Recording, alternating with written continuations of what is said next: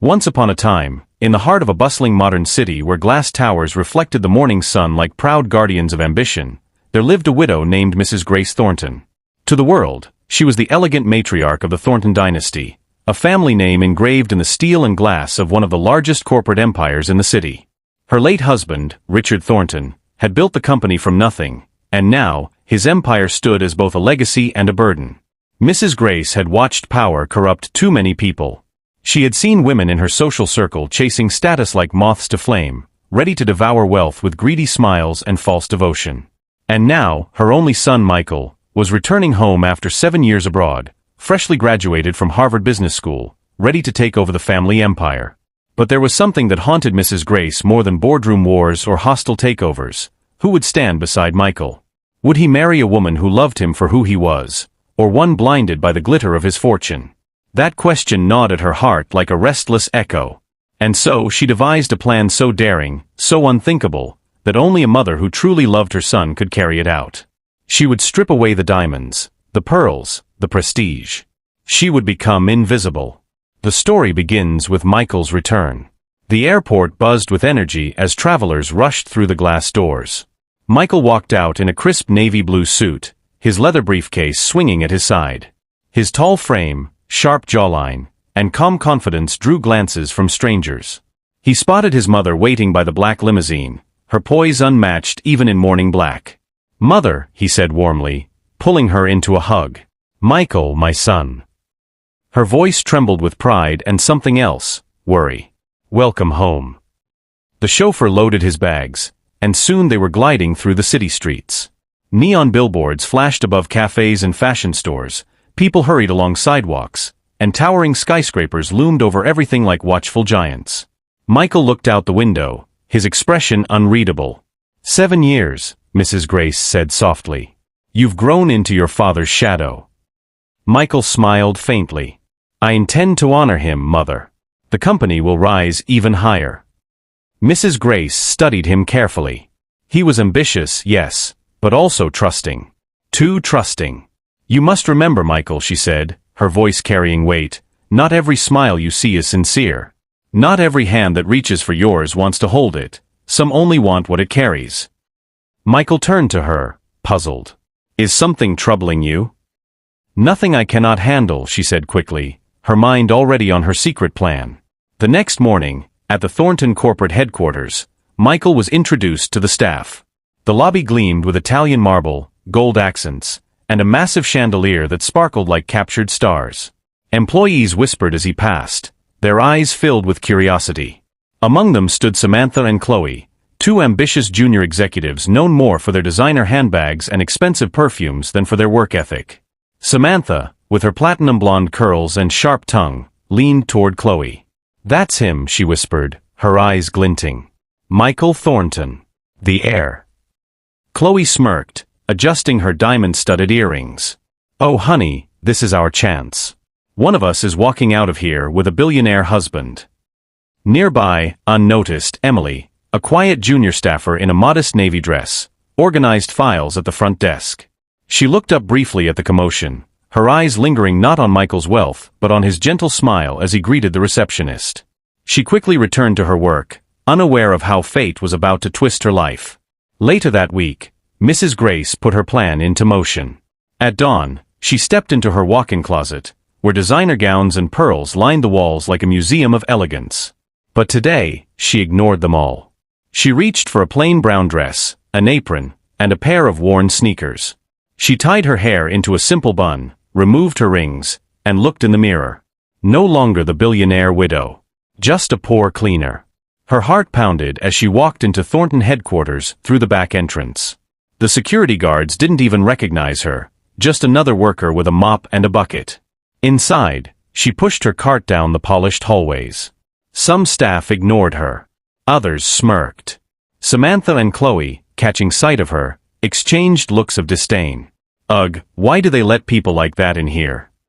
Chloe muttered. "Probably needs the money," Samantha sneered. "Still, she smells like bleach." They both laughed cruelly. But Emily, carrying a stack of reports, nearly bumped into Mrs. Grace. Papers spilled across the floor. "Oh my goodness, I'm so sorry." Emily exclaimed, kneeling to gather them. She noticed the older woman bending too. "No, please, don't strain yourself. I've got it." Mrs. Grace paused, startled by the kindness in Emily's tone. No mockery. No superiority. Just genuine respect. "Thank you, dear," Mrs. Grace said softly, testing her disguise with a humble smile. Emily smiled back. "No problem at all. You remind me of my aunt, always working so hard. Take care of yourself, okay?" Mrs. Grace's chest tightened. Already, she had found a spark of sincerity. That evening, in the Thornton penthouse, Michael spoke to his mother over dinner. The city skyline glowed through the glass walls, lights twinkling like stars. "You look tired," he observed. Mrs. Grace carefully hid her sore hands beneath the table. "I've been busy." Michael chuckled. "Already running the company behind my back?" She smiled faintly but said nothing. Her secret weighed on her lips, but she knew she couldn't reveal it yet. Because this was only the beginning.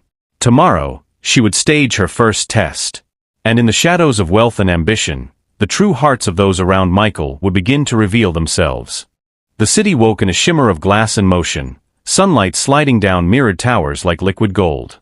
At 6:30 a.m., a bus sighed to a stop outside the Thornton corporate complex, and a woman in a plain brown dress stepped down with a small canvas tote and a thermos tucked under her arm. She moved with the unremarkable gait of someone the city never looked at twice, but her eyes, sharp, searching, missed nothing.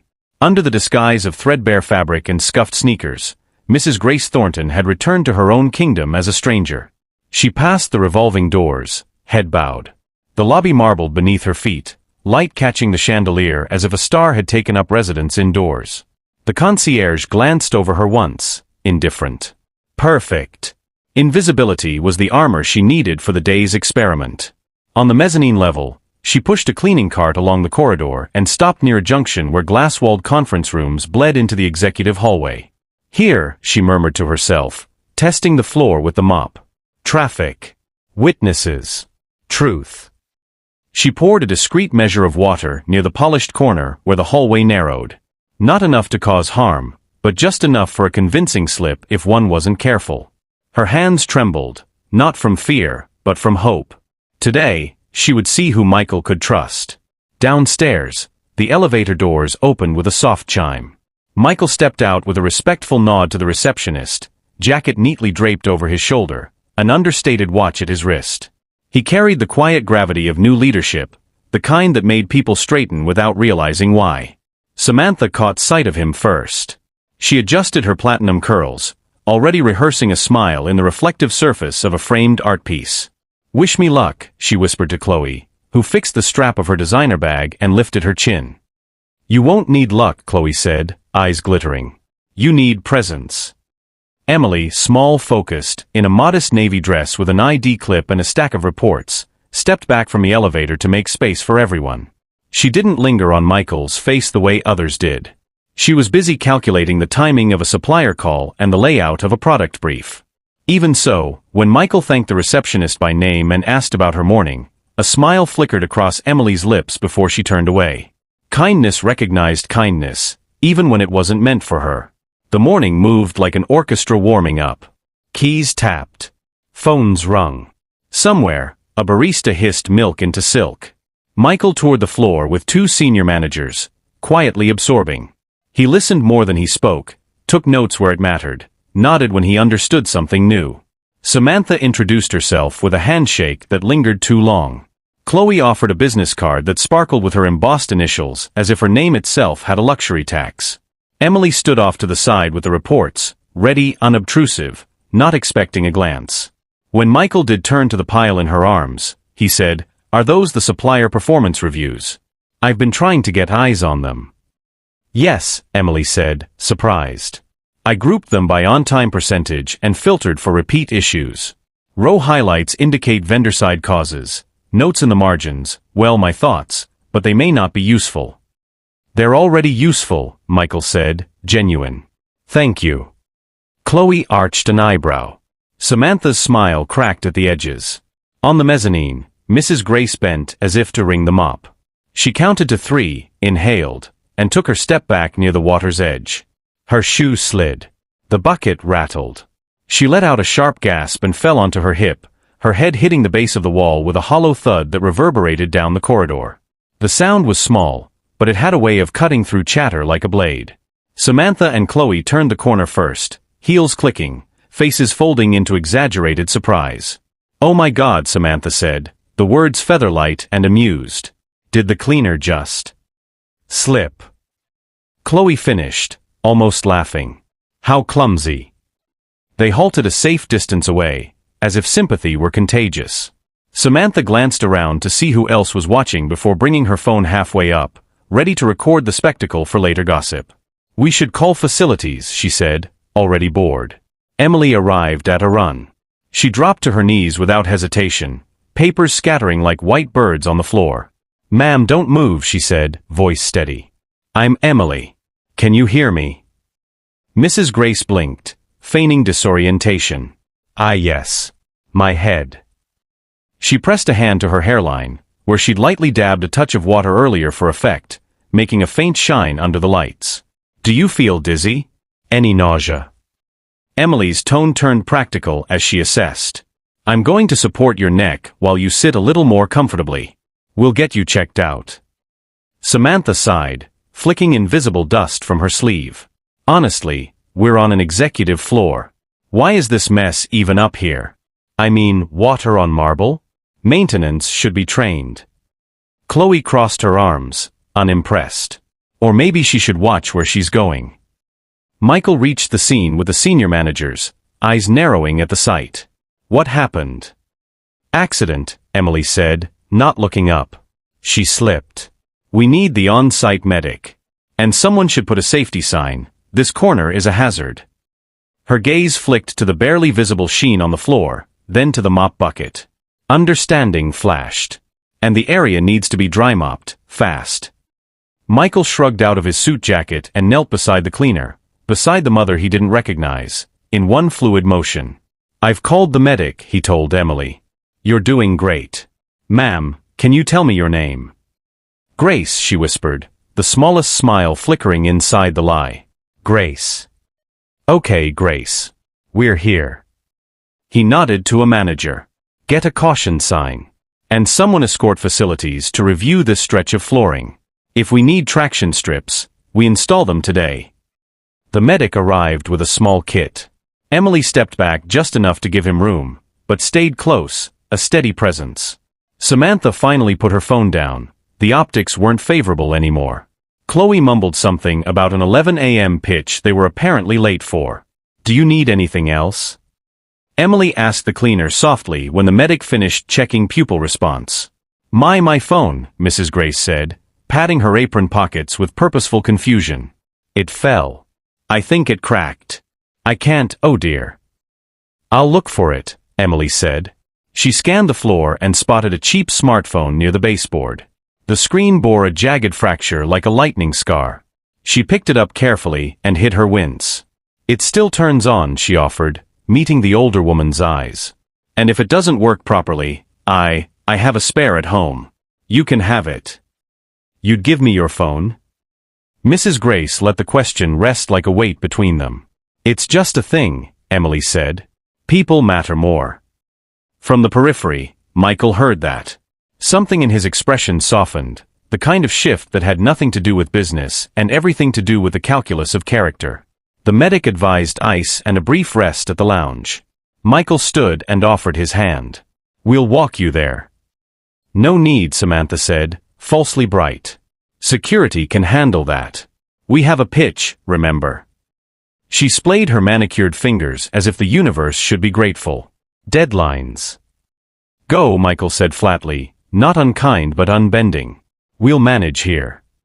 Chloe's cheeks colored, and they slid away, heels clacking. Emily, undeterred, supported the cleaner's elbow as they moved down the hall. The cart rolled behind them like a faithful shadow. In the executive lounge, a quiet space with soft chairs and floor-to-ceiling windows, the city stretched like a map of ambitions. Michael brought a glass of water. Emily added a paper napkin wrapped around the base so condensation wouldn't drip on the cleaner's lap. "You helped me," Mrs. Grace said to Emily, her voice thick with a gratitude that wasn't entirely acting. "Most wouldn't." "Anyone would," Emily replied. That's not true, Michael said, eyes on the skyline before he turned back. But I'm glad you did. Emily looked at him then, really looked, surprised to find warmth instead of distance. She glanced away quickly, tucking a loose strand of hair behind her ear.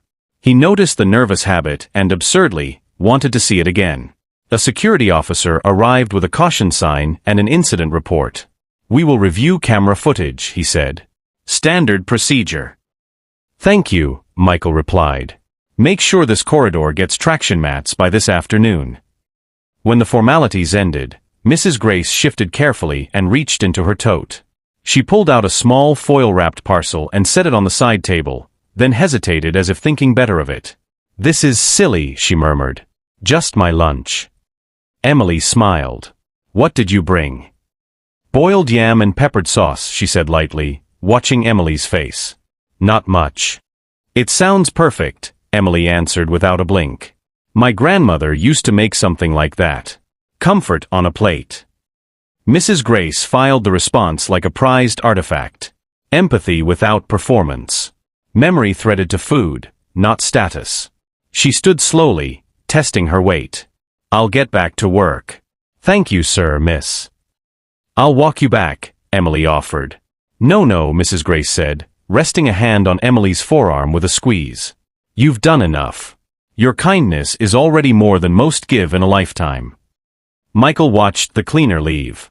When he turned, Emily was gathering the scattered reports she brought along, cheeks warmed by the unexpected praise. Silence hovered just long enough to be noticed. I'm grabbing coffee from the lobby cafe, he said, casual but sincere. I could use your read on those supplier notes. If you're free. Of course, Emily said, startled, and pleased. 5 minutes. 5 minutes. They met at the cafe's corner table beneath a living wall of ferns. The air smelled of espresso and cinnamon, and the city's heartbeat pulsed through the glass. Emily opened the folder and walked him through a color-coded snapshot of the company's vendor relationships. She didn't oversell herself, and she didn't apologize for having ideas. She spoke cleanly, like someone who had learned the value of every word. You did this outside your scope, Michael observed when she finished. I was curious, Emily said, and I like my work to connect to the bigger picture. It helps me do it better. Curiosity is underrated, he said, half to himself. Samantha and Chloe breezed into the cafe with a gust of perfume, halting when they saw who occupied the corner. Chloe's lips curved. Looks like the air appreciates initiative, she murmured. Time to recalibrate. They sauntered to the counter and ordered the most elaborate drinks on the chalkboard menu. Triple this, oat that, loudly, as if volume could multiply importance. When they passed Emily's table on their way out, Samantha faltered just enough to feign surprise. Oh. You're here, she said to Emily, voice lacquered with sweetness. Didn't realize coffee was in the budget for junior staff. Must be nice. Emily blinked. This is. It's my treat, Michael said, tone even, gaze cool. She's consulting with me. Samantha's smile hardened. Of course, she said, but the words were airless. Well, we'll see you upstairs. We have an 11 a.m. She touched Chloe's elbow, and they vanished into the current of people, their laughter like brittle crystal. Michael exhaled a laugh that didn't reach his eyes. That was something. It's fine, Emily said, though her fingers tightened around the folder. Not worth the oxygen. He looked at her then, really looked, and the cafe's noise faded to a gentle hum. Outside, a bus flashed by in a streak of color. Inside, the space around the corner table contracted until there was only the give and take of two people recognizing a rhythm they hadn't known they were searching for. You mentioned your grandmother, he said, surprising himself. Was she the one who taught you to code reports like this? The precision feels practiced. Emily laughed softly. She taught me to cook and to notice. To watch what people do when nobody's looking. The color coding is just my way of keeping chaos calm. Noticing, he echoed, filing the word away. Upstairs, lunchtime emerged and the cafeteria filled. Samantha and Chloe commandeered a table near the window with a sweeping view of the skyline. They unpacked an array of branded takeout bags from an upscale fusion restaurant across the street, each container promising caviar-level confidence. When Mrs. Grace, back on her route slower now, an ice pack tucked discreetly beneath her apron. Past the table, Samantha wrinkled her nose. "Careful with that bucket," she said, her courtesy brittle. "Wouldn't want another incident." Chloe smirked. "Or maybe we do. Settlements pay decently, right?" She laughed at her own joke. Emily approached with a simple tray, soup and a roll, a small apple perched on the corner. She had been about to pass by, but she slowed at their words and looked at the cleaner with concern.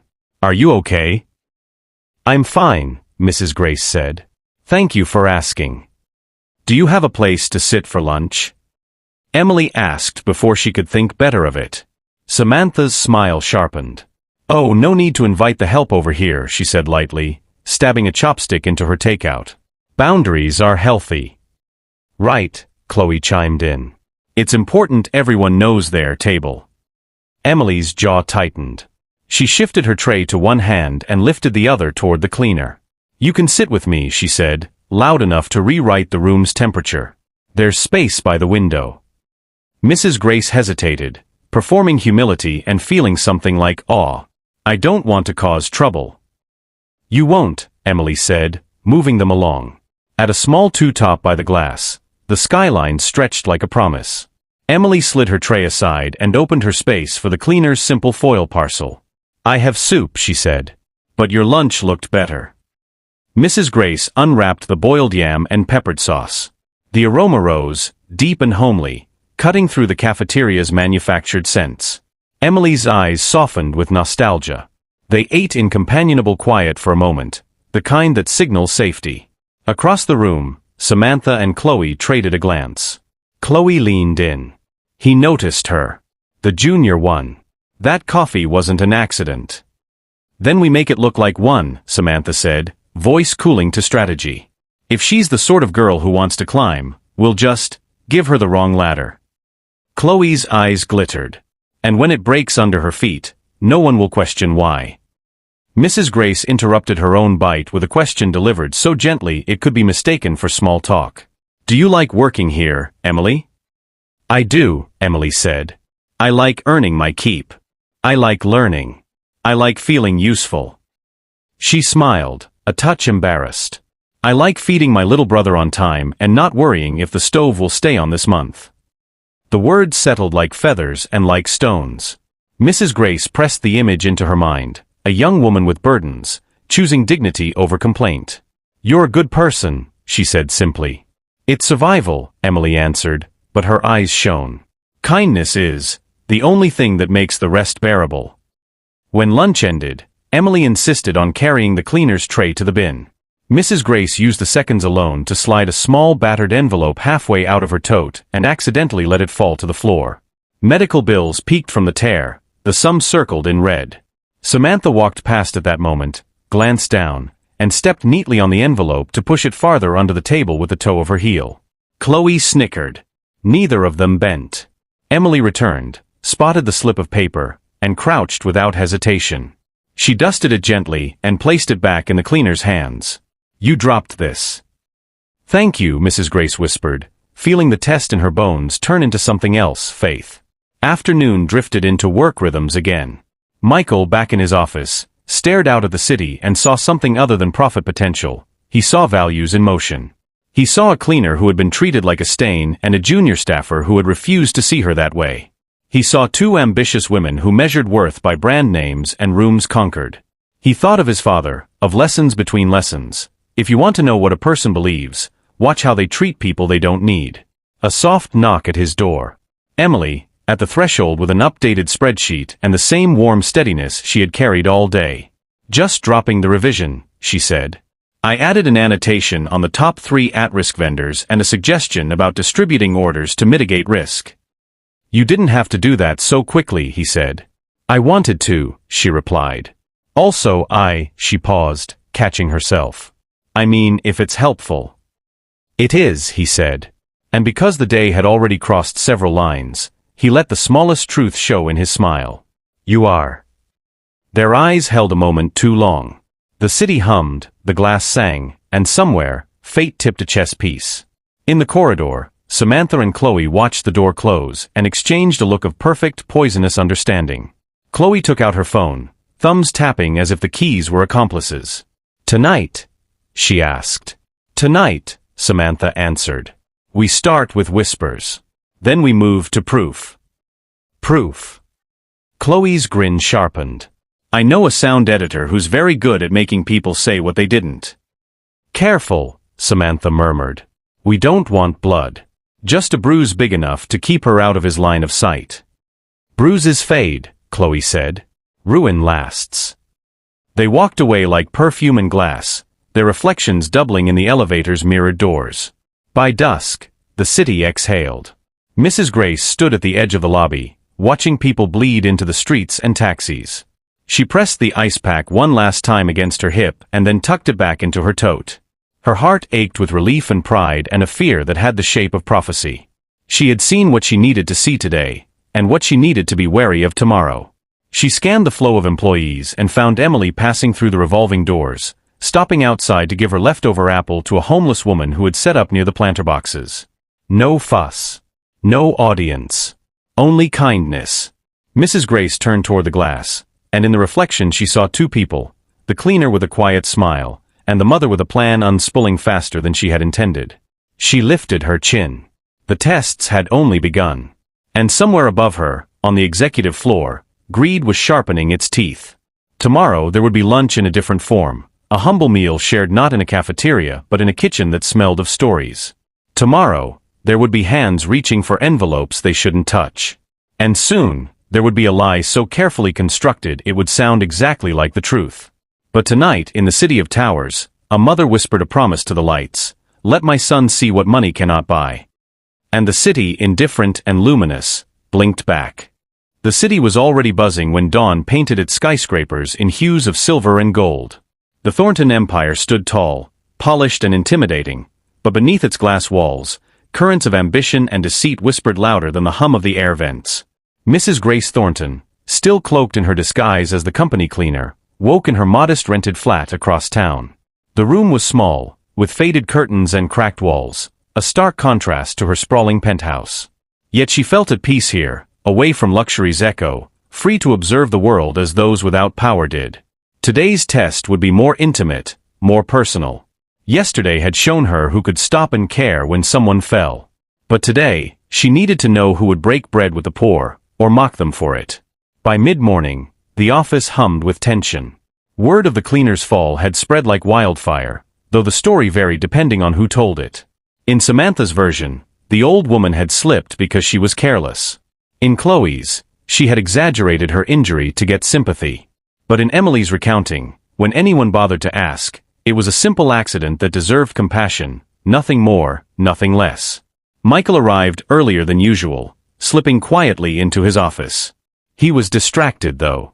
He kept replaying the cafeteria scene from the day before, Emily's soft defense of the cleaner, her calm refusal to let arrogance dictate where someone could sit.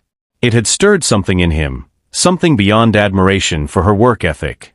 His mother's words from the limousine replayed in his mind, "Not every smile you see is sincere." And she had been right. Around noon, the cafeteria filled again.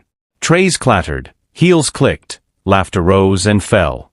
Samantha and Chloe sat at their usual corner, their table crowded with designer shopping bags from a lunch break spent in boutiques rather than boardrooms. Emily, meanwhile, had chosen a quieter table with her modest tray of rice and vegetables. She balanced her meal with a book at the side, one on business analytics she'd borrowed from the company library. She wasn't flashy, but she was relentless. It was then that Mrs. Grace appeared, carrying her foil-wrapped lunch parcel and moving slower than usual. She paused in the doorway, as though uncertain where to sit. Samantha noticed her immediately. "Oh look," she said, her voice sharp with mockery. "The star of yesterday's performance. Careful, Chloe, don't get too close. She might slip again and sue you." Chloe giggled. Please. If she had money for lawyers, she wouldn't be scrubbing toilets. Emily heard the remarks. She clenched her fork tighter but didn't turn her head. Instead, she rose from her table and crossed to the cleaner. "Would you like to join me again?" she asked warmly. Mrs. Grace nodded gratefully. "If it's no trouble." "It's not," Emily said. "I'd be glad for the company." They sat together, the humble foil packet unwrapped to reveal boiled plantains with spicy sauce. The aroma drifted through the cafeteria, earning disdainful looks from Samantha and Chloe. "You actually eat that?" Samantha whispered loudly enough for half the room to hear. "Smells like street food." Emily smiled faintly, ignoring them. She scooped a little of the sauce with her fork. "This is wonderful," she told the cleaner. "Did you make it yourself?" Mrs. Grace nodded. "It's how I was taught to cook when money was scarce. Simple but filling." "Simple is good," Emily replied. "My mom used to say food made with care always tastes better than anything from a fancy restaurant." At that moment, Michael entered the cafeteria. He carried himself with quiet authority, and immediately, heads turned. Samantha straightened in her seat, flashing her brightest smile, while Chloe adjusted her hair. But Michael's eyes landed not on them, but on Emily, seated with the cleaner, laughing softly as they shared the simple meal. His chest tightened with something unnameable. He crossed the room. "Good afternoon," he said, stopping at their table. "May I join you?" Emily blinked, startled. "Oh, of course, sir." Samantha's jaw nearly hit the floor. Chloe's fork froze halfway to her mouth. Michael took a seat.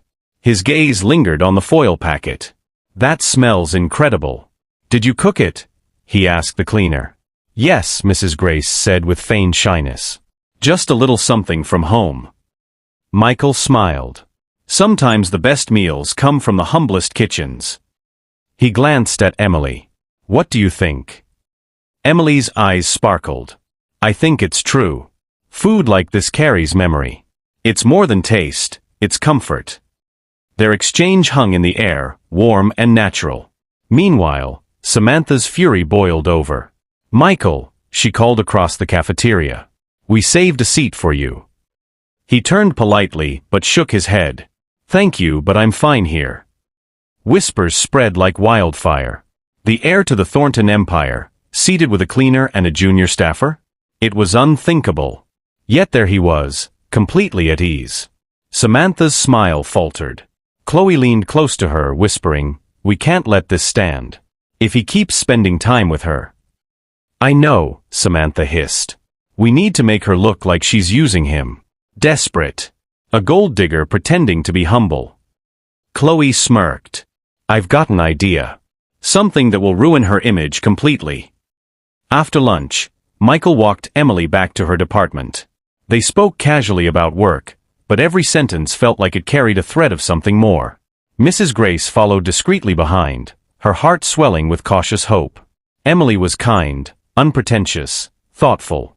She had passed every test so far without even knowing she was being tested. But Mrs. Grace also knew greed didn't sleep. She saw it in Samantha's narrowed eyes, in Chloe's calculating smirk. They would not let go so easily. That evening, in her penthouse, Mrs. Grace removed her disguise and stood before the tall windows. The city glowed beneath her, alive with secrets. She sipped her tea and whispered to the night. "Tomorrow, the tests must go deeper. Tomorrow, I will see who can be tempted, and who cannot." Unbeknownst to her, Samantha and Chloe were already planning their next move. They had money, connections, and no fear of playing dirty. And soon, Emily would find herself at the center of a storm she never asked for. Because kindness may shine in the small moments, but envy and greed? They knew how to plot in the dark. The next morning dawned bright over the city, its skyline sharp against the blue. Thornton headquarters gleamed like a palace of ambition, but inside its walls, masks and motives stirred. Mrs. Grace, once again dressed in her plain brown uniform, arrived early. Her plan for today was delicate, more dangerous than the staged fall or the shared meal. Today she would test the weight of money against the strength of integrity. Would Emily still shine when temptation came wrapped in gold? She took her mop and bucket, her posture slightly stooped, and made her way toward the executive lounge. Every step felt heavier with anticipation. She knew Samantha and Chloe were plotting something too, she could see it in their eyes. It was time to see what Emily would do when placed in a storm of choice. By late morning, Michael was in a boardroom with senior managers, his focus locked on quarterly projections. The air was thick with numbers, strategies, and cautious optimism. Yet somewhere in the back of his mind, he replayed the cafeteria scene from yesterday, Emily's unflinching kindness, the cleaner's quiet gratitude, the simplicity of that humble meal.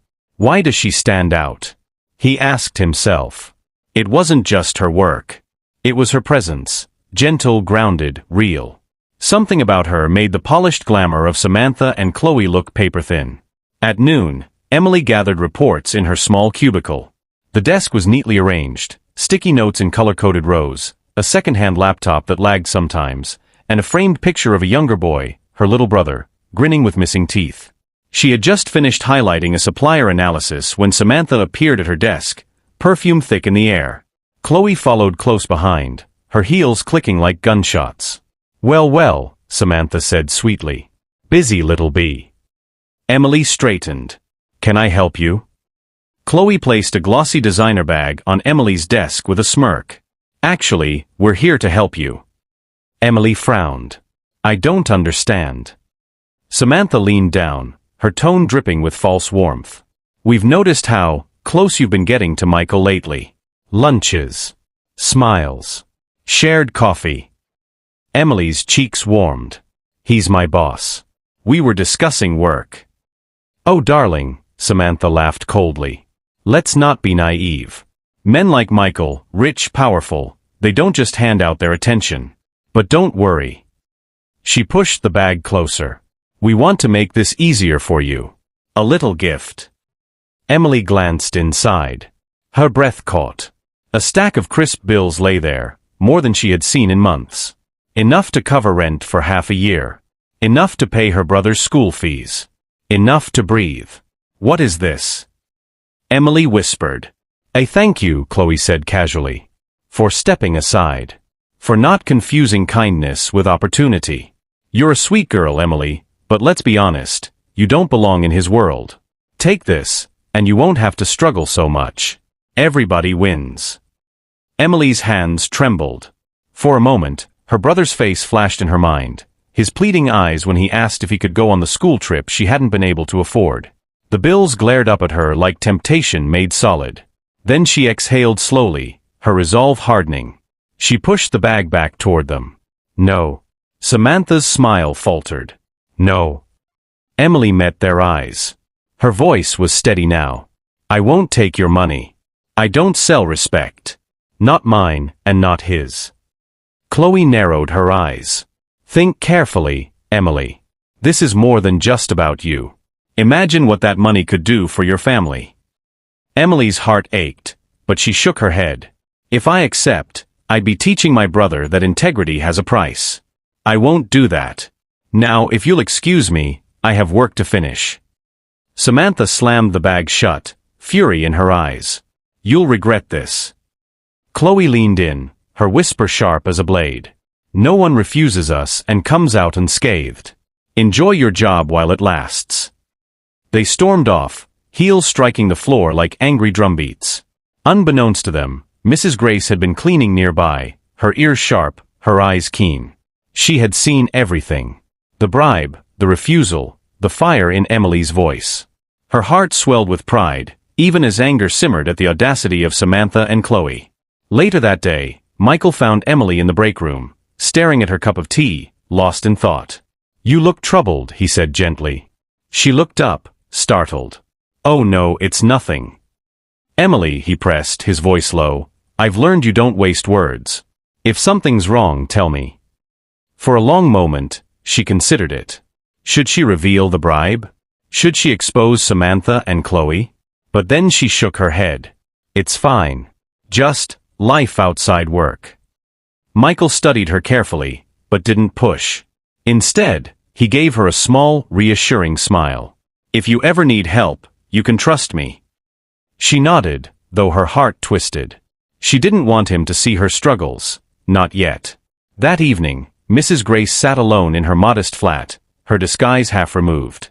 She stared at her reflection in the cracked mirror, the billionaire widow hidden beneath the cleaner's face. Emily had passed again. She had refused money she desperately needed, chosen dignity over comfort. The tests were revealing her true heart, piece by piece. But Grace knew Samantha and Chloe wouldn't stop. They had failed with Mockery, failed with temptation. The next step would be darker. They would try to destroy Emily's name. And as a mother, Grace's fear grew. She could feel the storm gathering, the kind of storm that could sweep an innocent girl into ruin. She whispered to the night, "Stay strong, Emily. Tomorrow, their game will get crueler." Meanwhile, in Samantha's luxury apartment, the two rivals sat with glasses of wine, plotting under the glow of city lights. "She wouldn't take the money," Chloe said bitterly. "Then we'll make it look like she did," Samantha replied, her lips curling into a dangerous smile. "I know someone who can forge audio. Tomorrow, Michael will hear her begging for cash to leave him alone. Let's see how pure she looks then." Chloe clinked her glass against Samantha's. To Emily's downfall. The sound rang sharp in the night, like the opening notes of Betrayal. The city moved with its usual rhythm the next morning, cars honking in the rush hour, workers streaming through Thornton headquarters' revolving glass doors, heels striking marble floors in quick succession. Yet under the polished surface of the corporate empire, a darker scheme was already in motion. Samantha and Chloe had worked through the night. Their weapons weren't knives or guns, but something sharper in the digital age, forged evidence. Inside Samantha's apartment the previous evening, they had sat before a sleek silver laptop, a glass of red wine in one hand, determination in the other. Samantha's friend, a sound engineer with a taste for trouble, had created a masterpiece of deceit, an audio file of Emily's voice, pleading for money. "Please, I need the cash. I'll step away from Michael, just don't tell anyone." The voice was uncanny, so close to Emily's real tone it sent chills down Chloe's spine. "Perfect," Samantha had whispered, her eyes glittering. "When Michael hears this, he'll believe she was ready to sell him off for pocket change." "And with a little gossip," Chloe added, sipping her wine, "the whole office will see her for what we want them to see, a fraud." Now, the trap was set. At Thornton HQ, Emily arrived quietly, her modest navy dress freshly ironed, her little brother's picture tucked neatly at the corner of her desk. She had no idea what storm awaited her. Mrs. Grace, dressed once again as the cleaner, moved through the hallways with her mop. She was watchful, more cautious now. Yesterday's bribe attempt had rattled her. Though Emily had stood strong, she knew Samantha and Chloe weren't finished.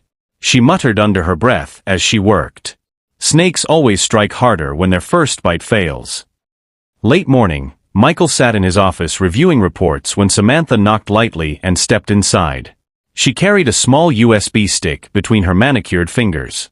"Michael," she said softly, her voice laced with false concern. "I think you need to hear something. It's about Emily." Michael's eyes narrowed. "Emily? What about her?" Chloe slipped in behind Samantha, her expression carefully painted with pity. "We didn't want to get involved," she said, "but we feel you deserve the truth. We overheard, and well, someone managed to record it." Michael frowned but gestured for the USB to be inserted into his laptop. Samantha obeyed, her heart racing. The file loaded, and soon a voice filled the office, the unmistakable sound of Emily. "Please, I need the cash. I'll leave him alone. Just don't let anyone find out." Michael's face hardened. It was Emily's voice. Her cadence. Her desperation. "Where did you get this?" he demanded. Samantha sighed, feigning reluctance. "Someone in accounting passed it to us. They thought you should know. We didn't want to believe it ourselves, but listen." The audio played again. The words hung heavy in the room. Michael clenched his jaw. He wanted to dismiss it, to reject it outright. But the sound was so real. His mind swirled. Could Emily? Chloe stepped closer. She seemed sweet, but some people are good at pretending. "We're only telling you this because we care about the company, and you." Michael leaned back, eyes stormy. He didn't respond. Samantha and Chloe exchanged a glance. Their plan was working. Outside the office, Emily worked diligently, unaware of the whispers starting to slither through the building. Samantha had already planted seeds of gossip with carefully chosen words at the water cooler. "She's not who she seems. I heard she's been playing Michael for money. Don't be fooled by the sweet face, there's always a price tag." The murmurs spread quickly. By lunchtime, heads turned when Emily walked past. Some looked at her with suspicion, others with pity. She felt the shift in the air but didn't understand it yet. When she entered the cafeteria, tray in hand, the laughter dimmed. Samantha and Chloe sat at their corner table, smirks tugging at their lips. Emily sat alone this time, confused by the sudden coldness. Her soup sat untouched. She stared at her phone, scrolling through a message from her brother asking if she'd be home for dinner. Her chest tightened. She hated the heaviness in the room, the whispers she couldn't hear clearly but felt stabbing at her back. Mrs. Grace, observing from across the room, sensed something was wrong. The energy had shifted around Emily. People avoided her. Something was being twisted. Her mother's instinct burned hot. She would have to investigate. But for now, she chose to wait. That evening, Michael left his office late, the forged audio still echoing in his mind. He walked past Emily's desk and saw her bent over her files, working overtime as always. She looked up, eyes tired but hopeful. "Long day?" she asked softly. "Yeah," he said, forcing a smile. But his tone was cooler than usual. Emily tilted her head. "Did I do something wrong?" Michael hesitated. His chest warred between instinct and doubt. "No. Just, a lot on my mind." She nodded, masking her hurt. "If you need anything, I'm here." The words landed heavy in his heart. He wanted to believe her. He wanted to trust her. But the forged recording poisoned his thoughts.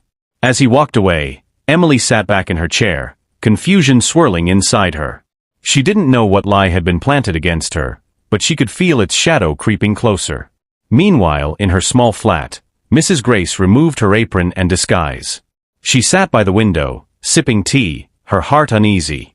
She knew Samantha and Chloe were plotting something cruel, but tonight she realized the storm had already begun. "Emily," she whispered, looking out at the glittering city lights, "hold on. Tomorrow, truth will be twisted against you." And across the city, in Samantha's apartment, laughter filled the room as she and Chloe toasted their victory. "To her downfall," Samantha grinned. "To ours," Chloe replied. "Because when Emily's gone, Michael will have no one else to look at but us." Their glasses clinked, the sound sharp, cold, and triumphant. The next morning broke with a strange heaviness in the air. The Thornton skyscraper, bathed in the rising sun, stood tall and glittering, but beneath its shine the atmosphere inside was tense, unsettled. Word of Emily's supposed deal had spread like wildfire. The forged audio had done its work, poisoning whispers into doubts, doubts into judgments. Emily, oblivious to the exact source of the rumors, felt the cold shoulders everywhere she turned. A colleague who usually greeted her at the elevator avoided her eyes. 2 interns giggled when she walked past. Even the receptionist, once warm, now forced a polite smile that didn't touch her eyes. She sat at her desk clutching a file, her fingers trembling slightly. "Why is everyone looking at me like this? What have I done?" In Michael's office, the conflict within him raged louder. The forged audio replayed in his mind, pulling him into a web of suspicion. Yet when he thought of Emily, the girl who had rushed to help a cleaner, who had smiled at a simple meal, who had refused to step aside for arrogance, it didn't fit. Could she really, he muttered, staring out at the skyline. His gut told him no, but the evidence whispered otherwise. Samantha slipped into the office with her trademark smirk, Chloe close behind. "Michael," Samantha began gently, "we know this is hard, but sometimes people aren't who they seem." Chloe added, "We actually saw her in the lobby yesterday, whispering with a man in a hoodie. Looked like an exchange. Suspicious, don't you think?" Michael's jaw tightened. He wanted to dismiss them, but the cracks of doubt had been forced wide. By noon, the trap was ready. In the lobby, Emily was sorting documents for a delivery when 2 uniformed officers walked in. The sight alone drew curious eyes. Employees whispered, phones came out to record. "Emily Harris?" one officer asked sharply. Emily froze. "Yes, that's me." "You're under arrest for attempted fraud and blackmail." The words struck her like thunder. Gasps erupted around the lobby. "What?" Emily stammered, horror flashing in her eyes. "No, this has to be a mistake." The officer stepped forward, producing handcuffs. "You've been linked to an audio recording threatening to expose private information unless you were paid to walk away from Mr. Michael Thornton." The crowd buzzed louder. Blackmail? Fraud? Emily's face drained of color. "That's not true. I never said those things." The cuffs clicked around her wrists. Tears welled in her eyes as the murmurs grew harsher. I knew she was too good to be true. Sweet face, dirty hands. Poor thing must have thought she could buy her way into the Thornton empire. Through the blur of tears, Emily looked around desperately, searching for anyone to believe her. And then she saw him. Michael stood at the top of the lobby staircase, his expression unreadable. His eyes met hers, and for a fleeting second she saw conflict there, a storm of anger, doubt, and something else she couldn't name. "Michael!" she cried out, her voice breaking. "Please, you know me. I didn't do this." But he didn't move. He didn't speak. His silence cut deeper than the steel of the handcuffs. Among the crowd stood Mrs. Grace, disguised as always in her cleaner's uniform. Her heart hammered in her chest, rage and sorrow burning hot. She wanted to rip the disguise away, scream the truth, shield Emily from the humiliation. But she forced herself to stay still, her fists tight around the mop handle.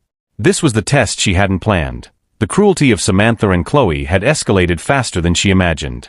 She had to let the scene play out for now, to learn the full extent of their malice. Still, watching Emily's tear-streaked face as she was led out of the building nearly broke her resolve. At the police van outside, Samantha and Chloe stood at a distance, pretending to be shocked but smiling to themselves. "It worked," Chloe whispered. "She's finished." Samantha smirked. "And now Michael will finally see that she was nothing but a liar. We'll be the only ones left standing." But what they didn't notice was Mrs. Grace slipping quietly behind them, her eyes sharp as steel. She had seen their smug faces, their satisfied glances. Pieces of the puzzle were falling into place. That evening, Emily sat in a cold interrogation room at the precinct. The walls were gray, the light harsh, the table scratched from years of confessions and lies. "I didn't do this," she pleaded with the officer across from her. "I've never asked Michael for money. I don't know anything about this recording." The officer folded his arms. "We'll see. The evidence says otherwise. Until then, you'll stay here."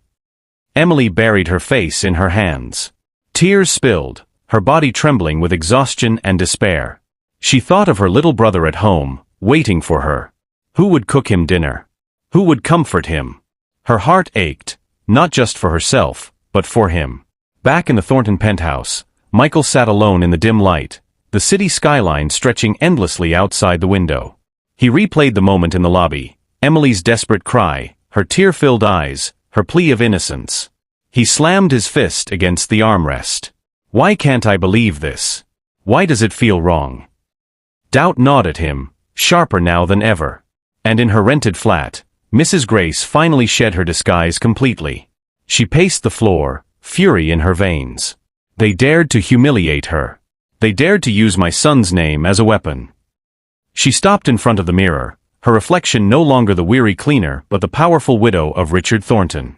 "Enough is enough," she whispered. "It's time to expose the snakes in their own game." Her tests had gone far enough. Now, the fight for truth was about to begin. The city never truly slept.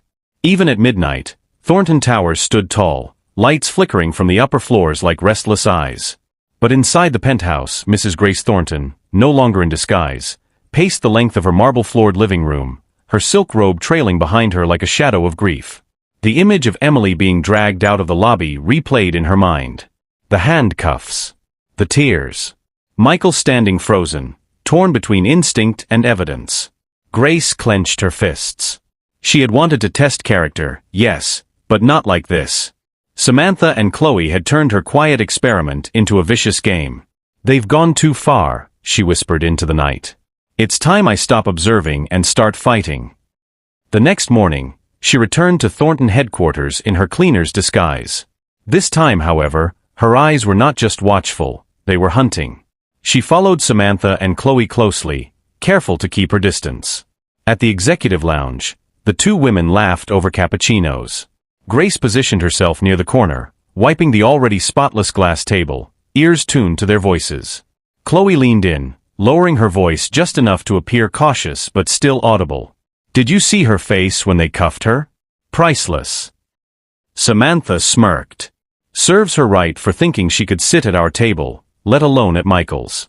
Once he believes that recording, she's finished." Grace's grip on the rag tightened. So it's true. They engineered the whole thing. Her heart burned with both anger and relief, anger at their cruelty, relief that Emily truly was innocent, just as Grace had sensed. Meanwhile, at the police precinct, Emily sat in a cold cell, her knees pulled up to her chest. She hadn't eaten since the arrest, her throat too tight to swallow. Thoughts of her little brother consumed her. What would he do without her tonight? Who would cook, help him with homework, remind him that the world still had kindness in it? She whispered into the silence, "Please, let someone believe me." At Thornton HQ, Michael buried himself in work, but the doubts only grew stronger. He played the audio file again and again, each time trying to convince himself it was real. "Please, I need the cash." But something about it was off. The desperation sounded exaggerated, unlike the calm steadiness he had seen in Emily. And why would she suddenly turn greedy, when she had refused small temptations before? His gut twisted. This doesn't add up. That evening, Mrs. Grace visited an old friend, a retired private investigator named Henry, who had once handled security for the Thornton Empire. She explained everything. "They forged evidence. They used my son's trust against him. I need the truth uncovered, and I need it fast." Henry adjusted his glasses, studying her. "If the recording is fake, there'll be digital fingerprints, metadata, editing traces, waveform inconsistencies. But we'll need the original file." Grace exhaled. "And that means I have to get close enough to Samantha or Chloe to take it." Henry gave her a firm nod. "You've gone undercover before. Do it again. But be careful. These women aren't just greedy, they're desperate. And desperate people are dangerous." The next day, Grace returned to the office and watched as Samantha handed a USB stick to a secretary for filing. Grace moved quickly, intercepting the secretary later. "Dropped something," she said softly, sliding the USB from the tray into her apron pocket before the girl could protest. Her heart raced as she hurried back to the cleaning closet, locked the door, and slipped off her gloves. With trembling hands, she plugged the USB into an old office computer. The file appeared. She clicked. Emily's voice filled the room. "Please, I need the cash. I'll leave him alone." Grace closed her eyes, fury surging. This is the lie that destroyed her. But she remembered Henry's words, "Look deeper." She opened the file properties. Her lips curved into a grim smile. The metadata showed edits, timestamps that didn't match. And worse for Samantha and Chloe, it listed the editing software and username, C. Whitmore. Chloe's full name. "Got you," Grace whispered. That evening, Michael sat alone again, the weight of leadership heavy on his shoulders.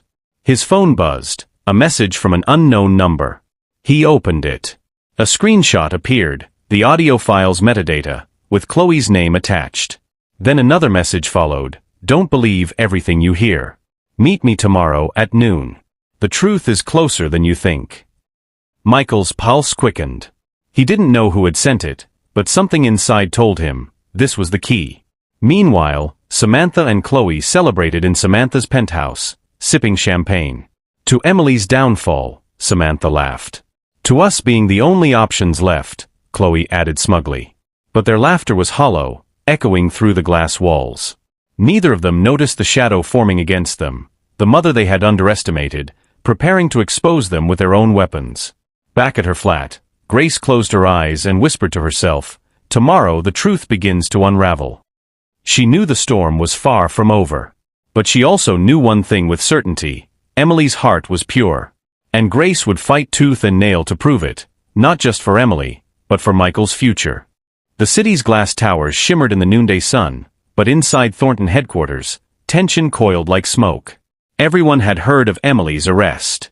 To most, it was already a closed story, sweet-faced junior staff caught in a greedy scheme. But in the hearts of two people, doubt had begun to smolder. Michael Thornton, torn between logic and instinct, and his mother, Grace, armed now with damning proof. Grace sat in her penthouse, no longer dressed in her cleaner's disguise, but in a tailored black dress that reflected her authority. Across from her sat Michael, silent, his eyes fixed on the laptop as Henry, the retired investigator, replayed the forged audio. "Please, I need the cash. I'll leave him alone." Then Henry opened the file's metadata. As I suspected, he said, pointing to the screen. Edits. Multiple layers. The waveform shows cut and splice. And here, look at the saved username. C. Whitmore. Michael's jaw clenched. Chloe. Grace leaned forward, her voice calm but steely. They framed Emily. Just as I feared. Michael sat back, a storm raging behind his eyes. He thought of Emily's cries in the lobby, her desperate gaze locked on him, pleading for belief. His silence in that moment now burned like shame. I should have defended her, he whispered. You were cautious, Grace said softly. But now you know the truth. The question is, what will you do about it? Michael lifted his gaze, determination hardening. We expose them. Publicly. They wanted an audience? We'll give them one. Grace smiled faintly. Good. But we must be careful. Snakes writhe hardest when cornered. The next day, the company buzzed with anticipation for the quarterly board presentation.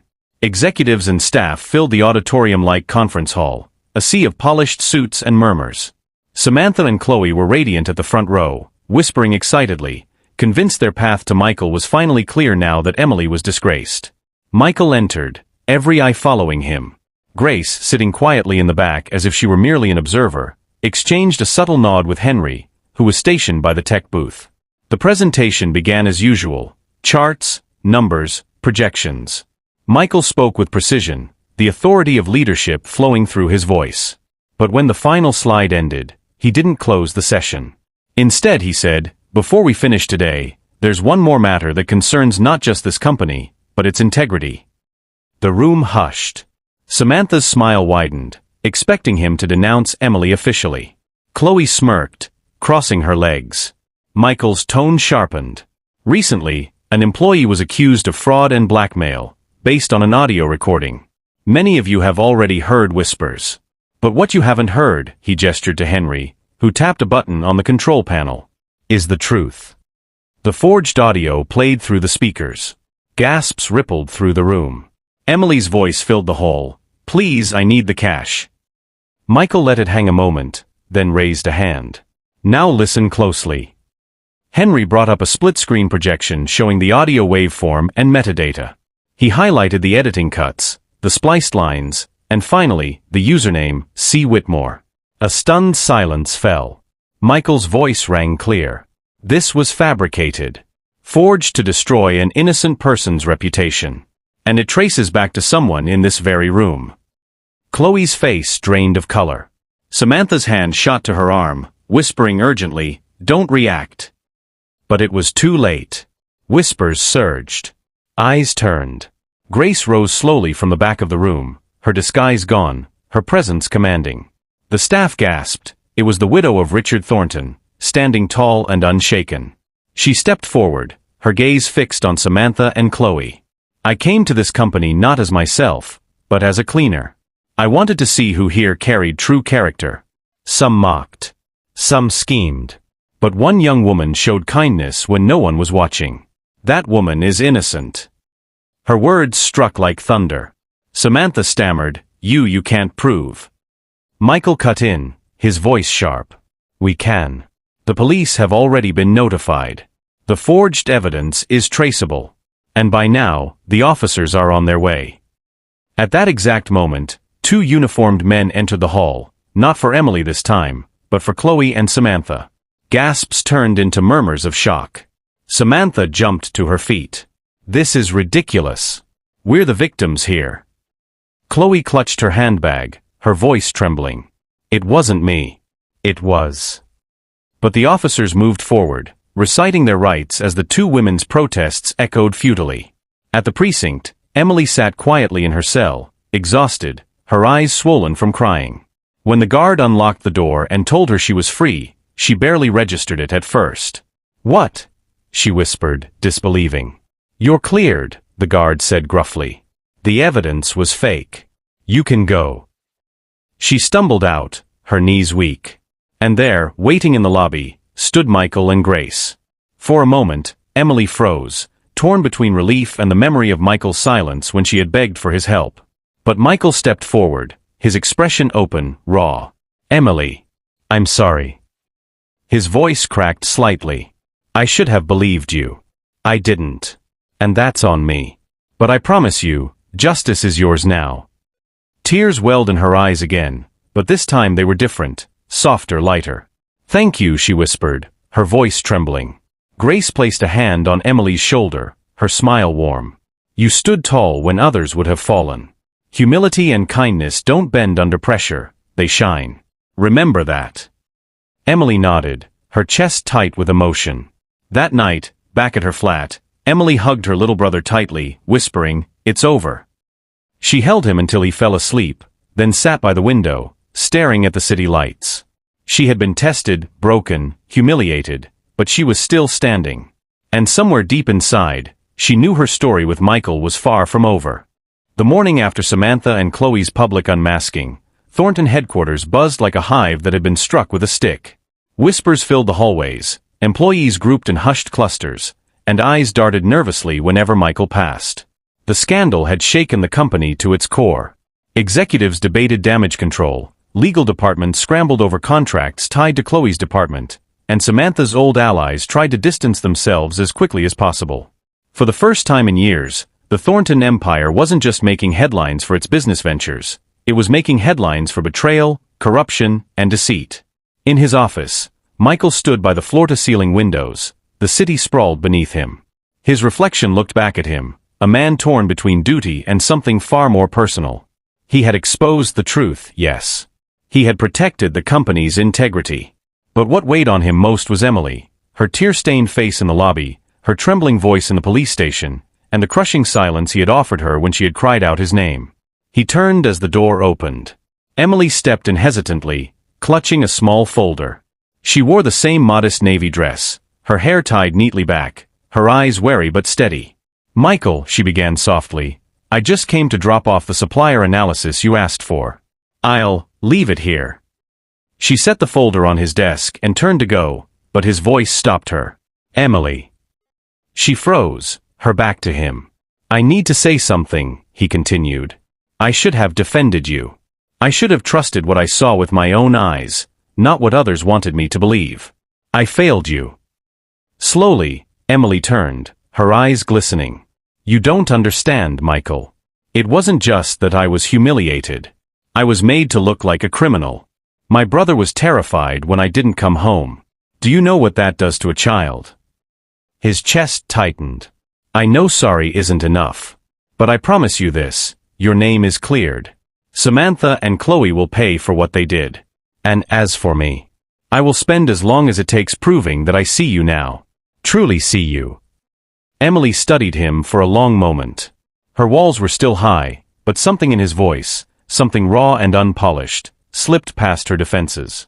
She nodded faintly, then whispered, "Actions, Michael. Not words." Meanwhile, Grace watched everything unfold from her private office suite.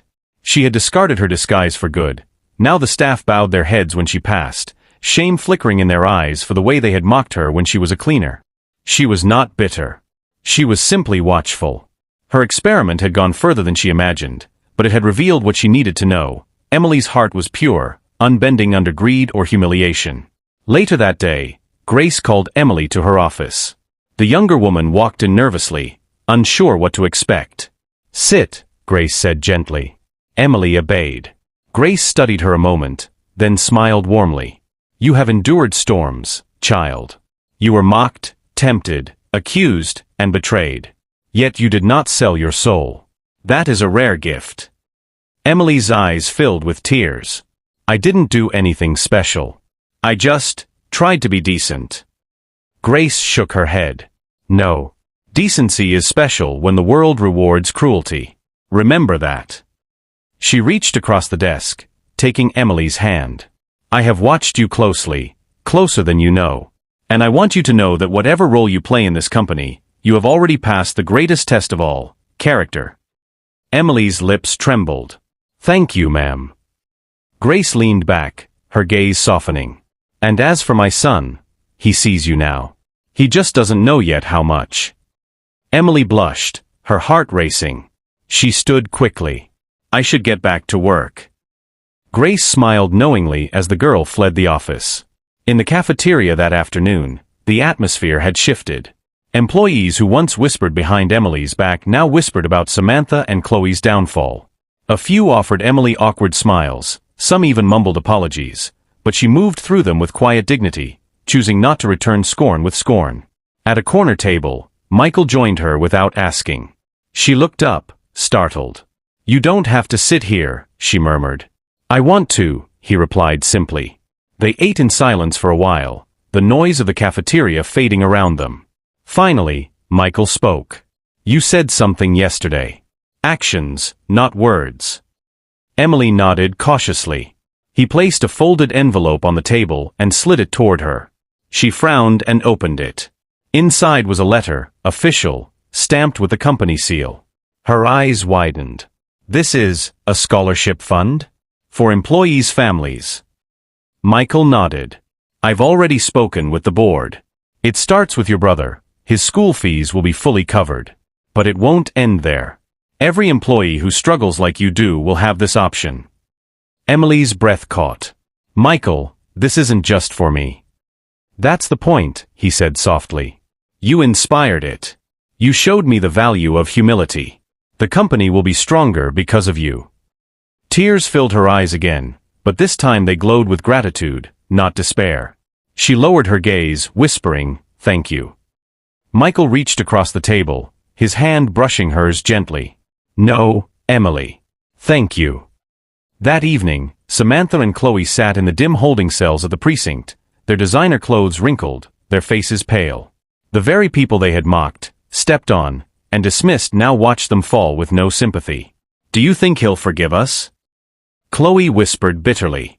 Samantha's laugh was hollow. "Michael? He won't even remember our names after this." For the first time, silence stretched between them, silence not of plotting but of defeat. Back at her modest flat, Emily tucked her brother into bed. He clung to her hand. "Are the bad people gone?" he asked sleepily. Emily smiled faintly. "Yes. They're gone. You don't have to worry anymore." As he drifted off, she sat by the window, looking at the city lights. Her heart was tired, but lighter than before. And though she didn't want to admit it yet, she found her thoughts drifting back to Michael, his apology, his actions, his quiet determination to make things right. For the first time, she allowed herself to wonder, could there be more between us than just forgiveness? The city skyline glowed beneath the evening dusk, its towers kissed by fading light. In the Thornton Empire, order had begun to settle after weeks of storms. Samantha and Chloe's downfall had spread beyond the walls of the company. Newspapers ran headlines about greed, lies, and the fall of 2 rising executives. They had become a cautionary tale, their glittering facade stripped bare for all to see. But within the same walls, another story was quietly unfolding, one of redemption, of truth, and of a bond that had survived betrayal. In the boardroom, Michael stood before the directors, his tone steady and resolute. "This company was built on integrity," he said, his voice carrying across the long mahogany table. "My father believed that wealth means nothing if it is not rooted in honesty. Recent events have shown us how easily deception can creep in. But they've also reminded us that character cannot be forged, it reveals itself in the darkest of times." The directors nodded, their respect for him deepening. Michael continued, "To restore what was broken, we will institute a new policy, support for employees who carry burdens outside this building. Education, housing, family assistance. Our company will not only grow in numbers, but in values." Applause filled the room. For the first time, the empire felt less like a machine and more like a community. That evening, Grace sat on the balcony of her penthouse, a soft smile on her face as she watched the city lights flicker. Emily entered quietly, summoned by Grace herself. "You wanted to see me, ma'am?" Emily asked, her voice nervous. Grace gestured for her to sit. "Emily, do you know why I first came to this company as a cleaner?" Emily blinked. "No, ma'am." Grace's eyes softened.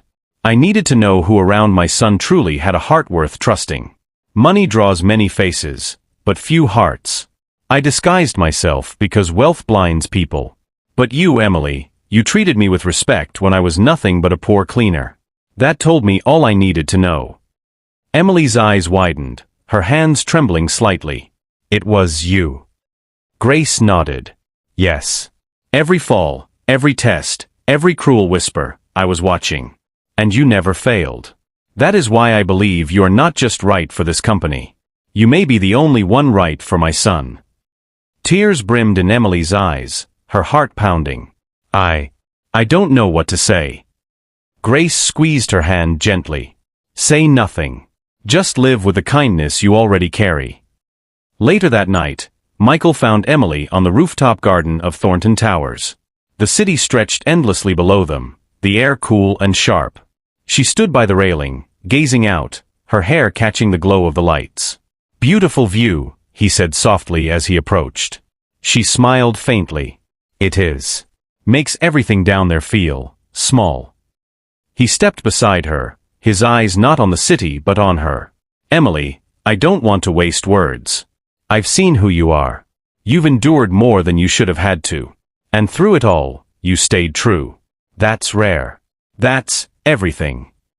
Her breath caught. Michael. He took her hands gently, his eyes locked on hers. I don't want you to just be a part of this company. I want you to be part of my life. Not because of what you endured, but because of who you are. Emily's heart raced. She remembered the day she had found his smile kind, but distant. She remembered the humiliation, the whispers, the betrayal. Yet she also remembered his apology, his actions, his fight to make things right. Slowly, she nodded, tears glistening. Yes. Relief flooded his face. He pulled her into his arms, the city lights shimmering around them like stars fallen to earth. Weeks later, Thornton headquarters had returned to its rhythm, but something had shifted. The cafeteria was no longer a place of mockery, but of shared respect. Employees remembered how quickly lies could spread, and how truth had prevailed. Emily now walked through the halls with her head held high. She wasn't just the quiet junior staffer anymore. She was someone who had been tested, broken, and risen again. And by her side, often quietly but firmly, was Michael. Grace, watching from her private office, smiled. She had found her answer. Her son would not be alone in this world of glass and ambition. He had found someone whose heart was stronger than greed. One evening, as the Thornton family penthouse glowed with soft lights, Grace stood with Michael and Emily at the balcony. The city stretched out before them, endless and alive. Grace raised her glass. To humility. To kindness. To the light that shines brighter than gold. Michael and Emily clinked glasses with her, their smiles filled with a quiet promise of what was to come.